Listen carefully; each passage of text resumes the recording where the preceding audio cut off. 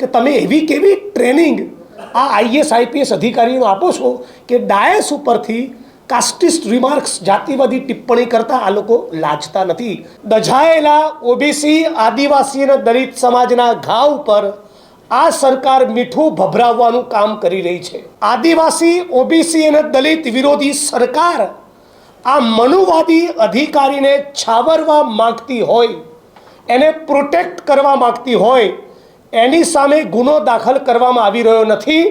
આજે ઓબીસી આદિવાસી અને દલિત સમાજે એક મંચ ઉપર આવી રાજકીય અને બિન રાજકીય બંને રીતે એક ઉગ્ર આંદોલનની જાહેરાત કરી છે। સમગ્ર ગુજરાતના ઓબીસી આદિવાસી અને દલિત સમાજના કર્મશીલો અને જાહેર જીવનના અગ્રણીઓ મહીસાગર જિલ્લા કલેક્ટર આઈએસ નેહા કુમારી દ્વારા ડેપ્યુટી મ્યુનિસિપલ કમિશનર અમદાવાદ હતા ત્યારે અત્યંત નિમ્ન કક્ષાના શબ્દોનો પ્રયોગ કરી ઓબીસી સમાજની માલધારી સમાજની બહેનોને ઘરમાં ઘૂસીને જે પ્રમાણેની મારી હતી, જે પ્રમાણે 23 ઓક્ટોબરના રોજ મહીસાગર કલેક્ટર કચેરીના તાલુકા સ્વાગત કાર્યક્રમના મંચ ઉપરથી 90% આદિવાસી અને દલિત સમાજના લોકો એટ્રોસિટીઝના અત્યાચારના કેસ બ્લેકમેલિંગ માટે કરે છે એવા જે નિવેદન કર્યા અને 29 વર્ષના દલિત યુવાન વિજય પરમારને ચપ્પલ સે માર ખાને કે લાયક હે હરામી સાલા બાસ્ટર્ડ જેવા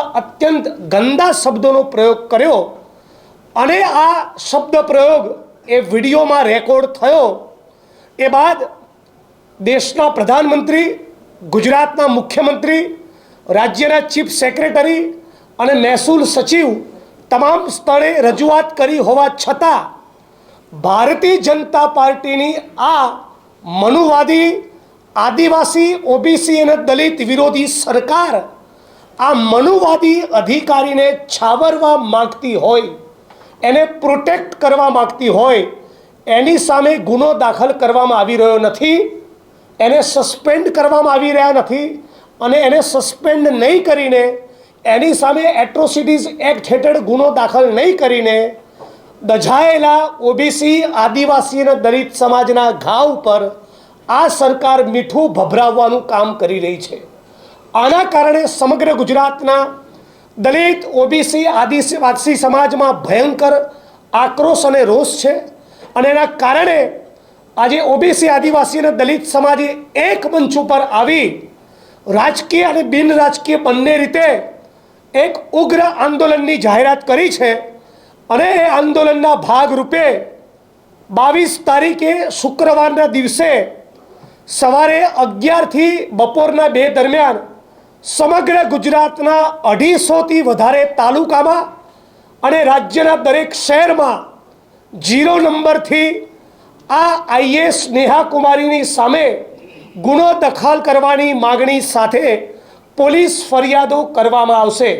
સમગ્ર ગુજરાતના ઓબીસી આદિવાસી અને દલિત સમાજ દ્વારા 22 તારીખ શુક્રવારે 11થી 2 દરમિયાન આઈએસ નેહા કુમારીની સામે એફઆઈઆર લોન્ચ કરી એની ધરપકડ કરવામાં આવે એ માટેની લેખિત ફરિયાદો આપવામાં આવશે, મામલતદારને આવેદનપત્ર આપવામાં આવશે અને ત્યારબાદ સમગ્ર ગુજરાતના દરેકે દરેક જિલ્લાના દરેકે દરેક તાલુકામાં અને શહેરના દરેક મોહલ્લામાં 6 ડિસેમ્બર ડૉક્ટર બાબા સાહેબ આંબેડકરના નિર્માણ દિવસ નિમિત્તે નેહા કુમારીને સસ્પેન્ડ કરો, એટ્રોસિટી એક્ટ હેઠળ એની સામે ગુનો દાખલ કરી ધરપકડ કરી એને જેલમાં નાખો, આવી માગણી સામે સમગ્ર ગુજરાતનો આદિવાસી ઓબીસી અને દલિત સમાજ લડવાનો છે। આપ સૌ મીડિયાના માધ્યમથી રાજ્યની સરકારને અમે બધા જ ગુજરાતના 75% જનતાના પ્રતિનિધિઓ એ સવાલ પૂછવા માગીએ છીએ કે આઈએસ નેહા કુમારી દુબેના આ જાતિવાદી સ્ટેટમેન્ટથી તમે સહમત છો? શા માટે તમે આ જાતિવાદી અધિકારીને પ્રોટેક્ટ કરી રહ્યા છો? શા માટે તમે હજી એની સામે ગુનો દાખલ કરતા નથી?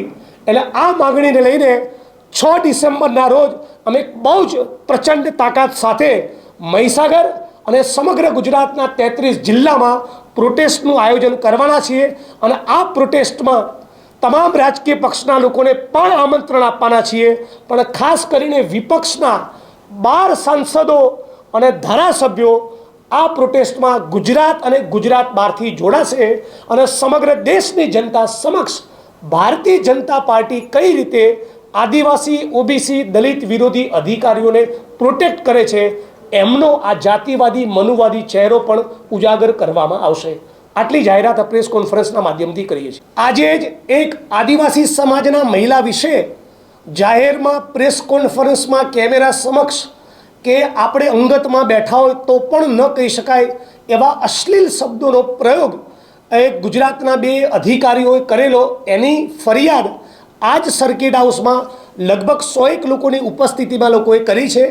એ જ પ્રમાણે દલિત સમાજના એક મહિલા મામલતદારને રાજ્યના ઉચ્ચ અધિકારીઓ દ્વારા 2 એડિશનલ કલેક્ટર કક્ષાના અધિકારીઓ દ્વારા જે પ્રમાણે રંજાડવામાં આવી રહ્યા છે એની ફરિયાદ થઈ છે. એ સિવાય સૌરાષ્ટ્રના એક પોલીસ સ્ટેશનના પોલીસ ઇન્સ્પેક્ટર દ્વારા બહુ જ ખરાબ પ્રકારનું વર્તન દલિત સમાજના ભાઈઓ સાથે કરવામાં આવ્યું છે એની ફરિયાદ થઈ છે. અને દાહોદમાંથી પણ નેહા દુબે જ્યારે ડીડીઓ તરીકે ફરજ બજાવતા હતા ત્યારે આદિવાસી સમાજનું કેવું અપમાન કરતા એની પણ ફરિયાદો કરવામાં આવે છે. આની સ્વતંત્ર લિખિત રજૂઆતો રાજ્યના મુખ્યમંત્રી, મહેસૂલ સચિવ અને ચીફ સેક્રેટરીને પણ કરવાના છીએ.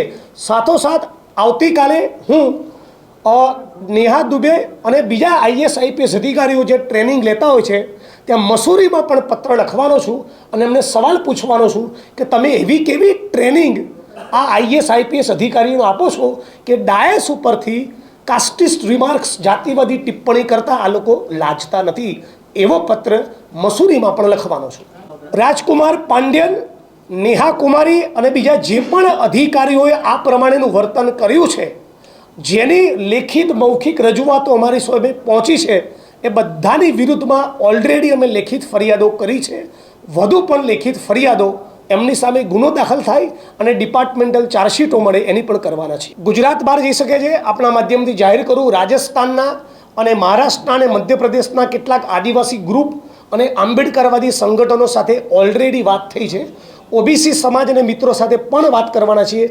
એ પણ 6 ડિસેમ્બરના આંદોલનમાં, કાર્યક્રમમાં જોડાય અને પોતપોતાના રાજ્યોમાં પણ પ્રોટેસ્ટ કરે, પ્રેસ કોન્ફરન્સીસ કરે અને આવેદનપત્રો આપે.